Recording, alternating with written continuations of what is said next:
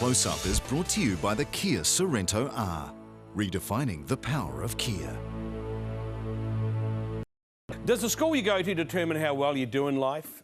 Going to the equivalent of a low decile school certainly hasn't held back two of our richest businessmen, Sir Bob Jones and Gareth Morgan. While they both have success in common, they couldn't be more different in their view of poor or low decile schools. Jehan Casinader with their story. They're two men with money and lots of it.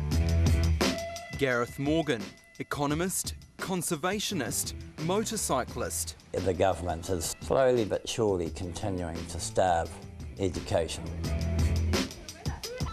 Then there's Bob Jones, Sir Bob Jones that is, property tycoon. What do you want me to do? But am I supposed to sort of do a Gareth Morgan and grumble on the floor and say, oh, we all have a duty to them? These men have more in common than money. Both came from working class families and both went to school in poor neighbourhoods. But they have radically different ideas on what's best for our kids. On a clear Wellington day, Gareth Morgan has $1 million view. It's a far cry from the small Waikato town of Putaruru, where he grew up. Putaruru was very much a town of labouring people, you know, working in the mills mainly, and the forests, and some on the farms. Gareth went to Putaruru College, which is now a Decile 3. The number of Pākehā families in low decile schools has halved in the past decade. Gareth calls it white flight. In Putaruru now, the dairy farmers have got far, far higher income than they ever had in my day. And so all of their kids are getting bused to St Peters and Cambridge and all this, not going to Putaruru High School. So that beautiful mix that was in Putaruru High School, real cross-section of society, is now being polarised by white flight. Even the blooming teachers drive across from Tauranga to teach in that school. What the hell is going on? Decile ratings are based on 5 factors: household income, parents' occupations, parents' education, household crowding and social welfare. It actually tells you nothing about the school. What it tells you is what the average income is. The poorer the area, the lower the decile, so the more funding a school gets. People are using the decile ranking as a blunt instrument to decide whether the school is a quality school or not, and clearly that's not the case. It was never intended for that. Bob Jones knows what it's like to grow up in a low-income area.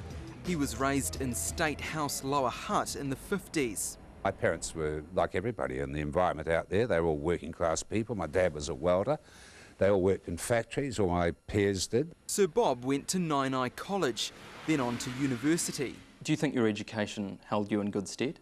Of course it did. It was fantastic. I loved it. But despite his working class background, Sir Bob is not a fan of low decile schools. They're filled with low decile people. In the case of places like South Auckland, they come from areas with high crime, they come from etc, etc. The children are very influenced by their peers. And if they're surrounded by people that perhaps got bad values, they're going to be affected by that. But Gareth says low decile schools do more than educate our kids. Mixing with children from all social backgrounds builds emotional and social intelligence, factors key to success in life. It gives them a rounded appreciation of New Zealand society. Otherwise, all you're doing is you're putting them in a bit of a cocoon, and they go through that cocoon and they can't relate to the rest of the society they live in. Sir Bob has many children and grandchildren.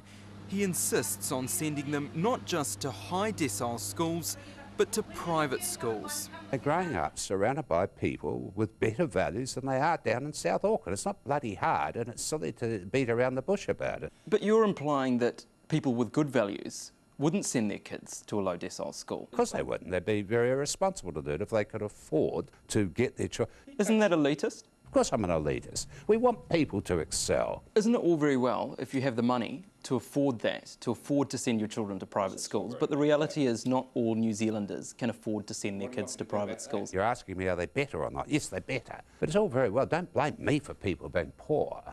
Blame them, in fact, in most cases. But don't blame me. I think a family wants to be part of a community. where it lives with its neighbours and all the rest of it. Gareth sent his son, self-made millionaire and Trade Me founder Sam, to Newtown Primary, Decile 3, and Rongotai College, Decile 6.